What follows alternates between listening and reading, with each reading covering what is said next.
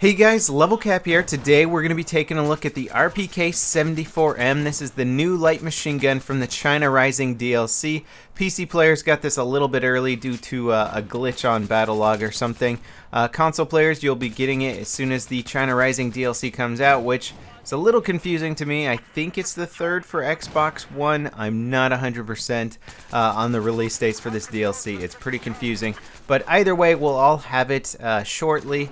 And the question is, do you want it? Do you actually want this LMG? There's a lot of really good LMGs available right now. The heavier LMGs, like the PKM, the lighter ones like the MG4 and the M249, they're just amazingly good weapons. So the RPK-74M has got its work cut out for it if it's going to be a competitive LMG. Here it is in its base state with the iron sights, no attachments, no nothing going on with this gun. And the iron sights are a little tricky to use. I recommend getting the Russian hollow sights as soon as possible, and you'll see me using those in a second here.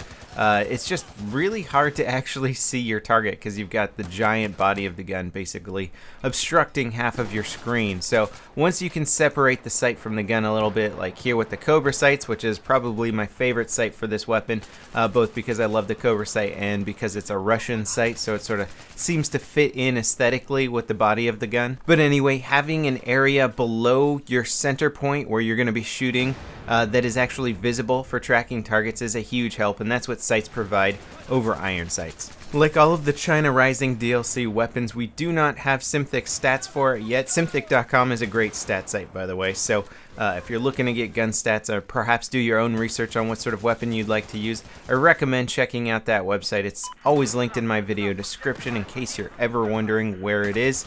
So we don't have the stats for the gun. I do know it does 25 damage maximum, and it has a rate of fire of 600 rounds per minute. So that right there is already a pretty painful statistic, and it becomes very apparent once you start using the gun. Your damage per second is abysmally low. Everything in the game is out damaging you. Like almost every single gun just does more damage per second than this weapon. So you have to try and play a little bit more secretively.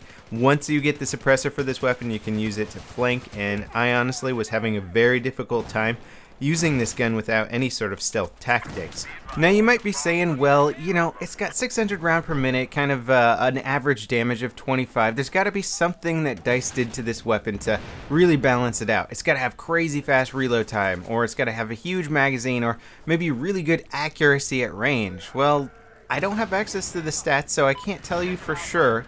But I can say, from having played a lot with this gun, unlocking pretty much all the attachments for it and playing around with all of them, that I did not find a way to use this weapon that made it particularly effective in any of these categories. Once I got the stubby grip, I put a muzzle brake, I put a compensator on there, I even tried out the heavy barrel, and none of these combinations resulted in a weapon that I would have in any fashion considered a decent gun.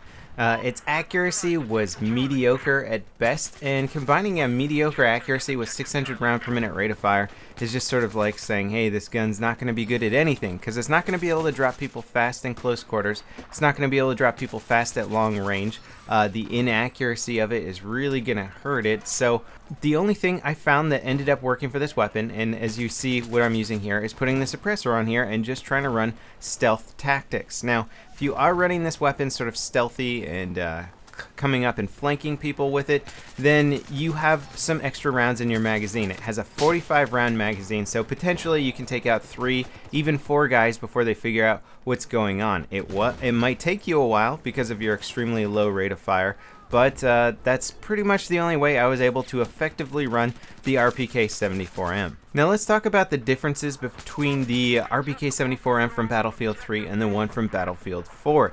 The one in BF3 actually had a 700 round rate of fire, and this one has 600 rounds. So dropping it down 100 rounds per minute is a huge deal, and kind of forces this gun into a category, into an area where it's like, well, it's got to be really good at long range now, because you're not going to win any sort of firefights at close range. The one in Battlefield 3 actually did have very good long range accuracy compared to any of the other light machine guns, and once you put a heavy barrel on there, a foregrip, it actually became pretty decent at taking out targets at long range, and you had a decent, again, 45 round magazine.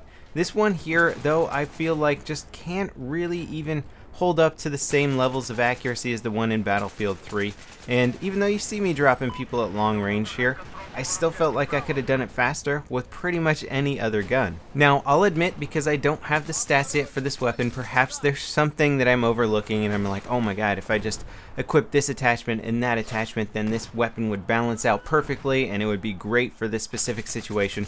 But I did go through a good combination of things, and I feel like I'm really not missing any sort of major feature that this gun has to offer. Now, what would be kind of cool to try and update the RPK-74M and make it more of a strong competitor for Battlefield 4, because I really do like this gun aesthetically and just kind of what it means historically. It would be neat if we had something like a drum magazine, so you could have like 100 rounds or 75 rounds in your magazine, and this is a common thing that you'll see on a real RPK. So I think that would be an interesting way to try and make it a little bit more competitive. Just give it tons and tons of rounds, and now you've got a weapon that is semi-decent at medium to long range, but you've got a ton of ammunition, so you can just keep putting rounds downrange at your targets. Here we are playing a game of Conquest on Operation Locker, which has really turned into the new Conquest Operation Metro, just with less choke points, or just the choke point areas are a little bit easier to get around. And I'm using the suppressed version of this gun, so all these guys on the flank just they're seeing their teammates die, but they don't realize how close I am. And did you see that crazy grenade bounce? I was watching that back and I was like, there's no reason that grenade should have done that, because it's an impact grenade. There's just some wonky things that have been going on in the Battlefield 4 physics lately. I'm sure they'll eventually get ironed out, I'm sure.